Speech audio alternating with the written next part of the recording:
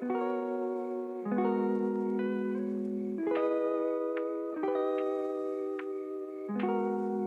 tout le monde, c'est Aude et bienvenue dans la suite du tutoriel pour réaliser ce mini-album. Première partie, c'était ici les pages. La deuxième partie, c'était ici la structure de la couverture de notre album. Et maintenant, c'est l'interaction qui vient ici. J'ai fait toutes mes découpes dans ce cardstock-là, donc c'est la couleur Cinnamon de Kaiser. Et Kaiser Craft. Et je n'ai pas fait en craft comme ici, j'ai fait en fait comme les livrets photos.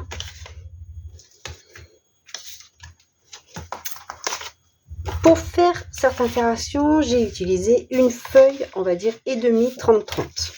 C'est pour vous donner un aperçu de ce que vous avez besoin. Vous voyez, elle est vraiment toute simple. Et je vais la fermer, la maintenir fermée par des aimants. Bien sûr, vous pouvez changer, mettre de la ficelle ou autre, ou un scratch, vous faites comme vous voulez.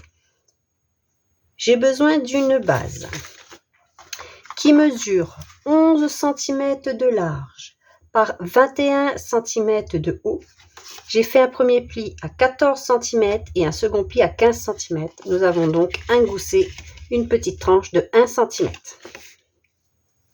Pour le bas, et moi j'ai fait une bordure comme ceci, un petit peu comme des petits nuages de manière aléatoire, de taille aléatoire, pour rappeler ce que j'avais dans l'album. Ici, pour le bas, je prends un papier toujours de 11 cm de large par 16 cm de haut. Je fais un premier pli à 1 cm et un deuxième pli à 2 cm pour avoir toujours ce gousset d'1 cm. Et je viens le coller tout en bas.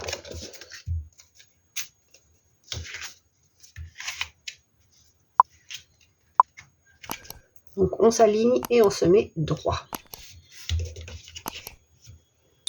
Ensuite, nous avons un premier rabat. Vous le mettez à droite, à gauche, c'est comme vous voulez. Moi, il sera à gauche.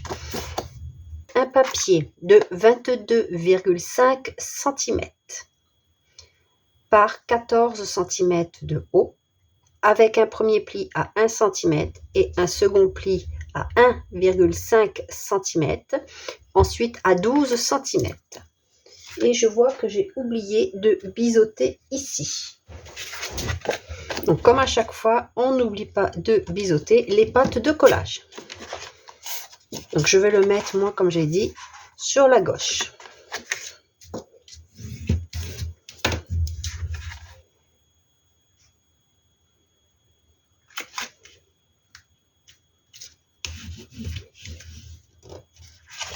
Ensuite, nous avons un second petit rabat, histoire d'avoir quelque chose de déstructuré, mais vous pouvez faire la même chose que celui-ci. Simplement, au lieu d'avoir 0,5, il faudra avoir 0,7 de gousset.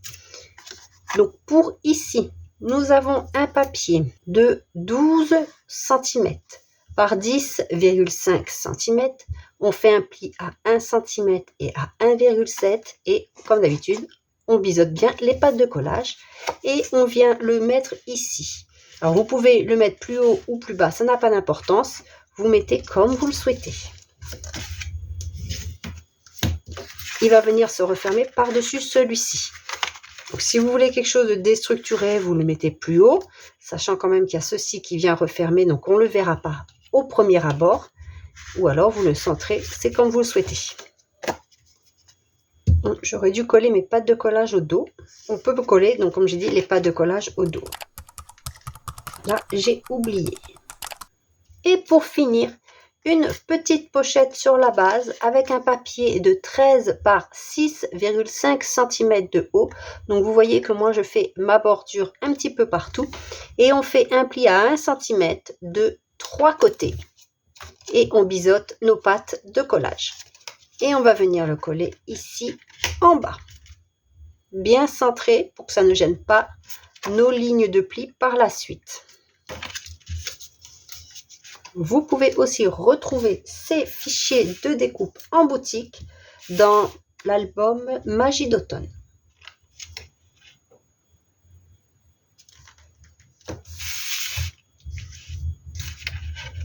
Alors, celui-ci en premier, celui-ci, vous voyez,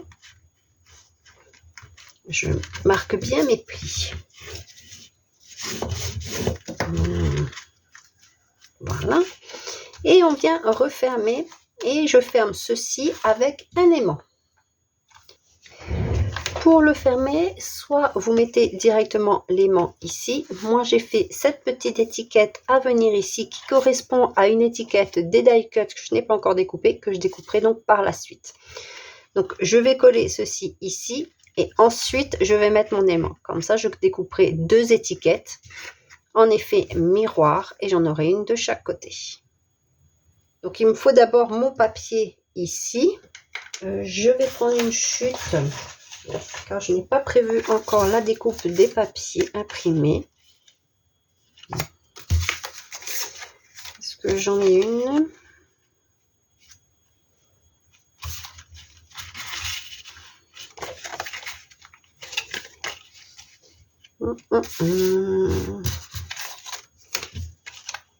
Je vais prendre celle-ci.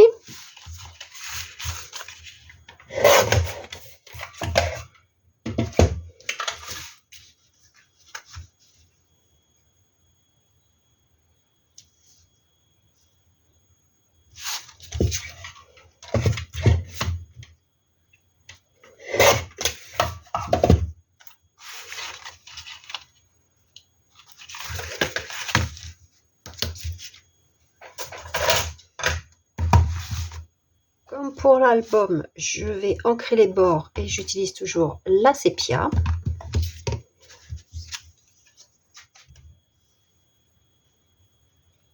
Maintenant, je vais venir coller mon étiquette.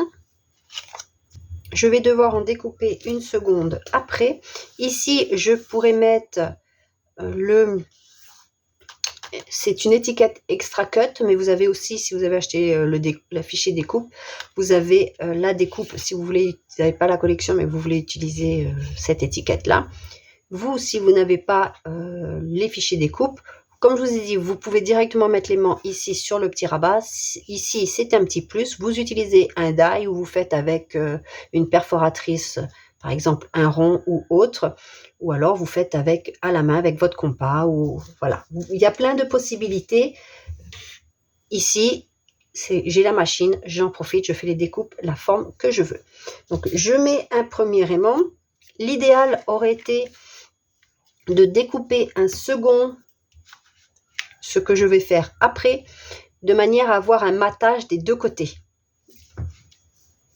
Matage de l'étiquette. Mes aimants sont forts, donc je ne m'inquiète pas pour ça. Et ensuite, je mets le second aimant qui va venir ici. Et je vais faire attention, comme d'habitude, de ne pas venir tout écraser. Mais j'ai prévu en sorte qu'ici, ça fait presque la totalité de la hauteur. Vous voyez, il y a un tout petit peu. Donc, je vais essayer de me mettre le plus droit possible, bien calé sur les bords, pour fixer mon aimant sur la seconde partie. La méthode reste toujours la même. Je me répète parce que j'ai de nouveaux abonnés et on ne sait jamais, peut-être que certaines personnes ne savent pas comment faire. Voilà. Donc là, je vais essayer, comme j'ai dit, je ne vais pas tirer sur mes rabats, je vais me mettre droit, je vais me centrer. Un petit peu tirer, là. Et voilà. Donc maintenant, je vais coller un papier ici. Je vais redécouper un cardstock marron et je vais pouvoir coller mes étiquettes. Et maintenant, je vais aussi coller tous les papiers partout. Et je reviens vous montrer le résultat juste après. Je m'aperçois que j'ai oublié de vous reprendre pour vous montrer la petite interaction. Donc, une fois que j'ai mis les papiers, je les collais sur mon dos de couverture, tout simplement.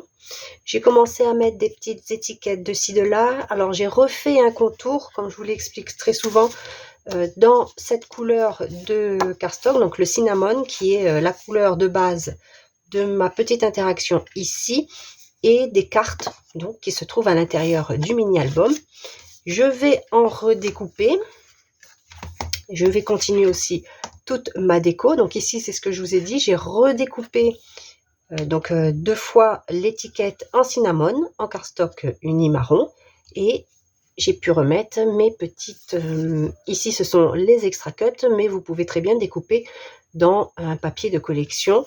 Vous prenez un élément, une chute de papier et ensuite vous collez ici. C'est au choix. Je vais donc continuer toute la décoration. Il me reste à découper aussi des cartes pour pouvoir mettre dans les pages pochettes. Comme ça, j'ai la petite bordure qui dépasse, qui rappelle l'album. Ça permet aussi de retirer. Alors attention, moi, c'est pour ça que c'est très juste ici. Ça dépasse un petit peu. C'est parce que je n'ai pas collé bien au bord. On voit ici. Normalement, fallait le coller bien au bord, mais je ne voyais pas ce que je faisais. J'étais pas au-dessus. Et j'ai collé trop loin. Donc, il faut vraiment le coller près du bord. Enfin, pas... il y a toujours cette partie qui n'est pas collée, mais le plus près de l'angle. J'aurais dû me mettre comme ceci pour bien voir où je le positionne. Et vous voyez, ça passe aussi. Hein, ça ne dépasse pas beaucoup. C'est très, très juste. Voilà. Donc, maintenant, je vais continuer à mettre tout ce qui est...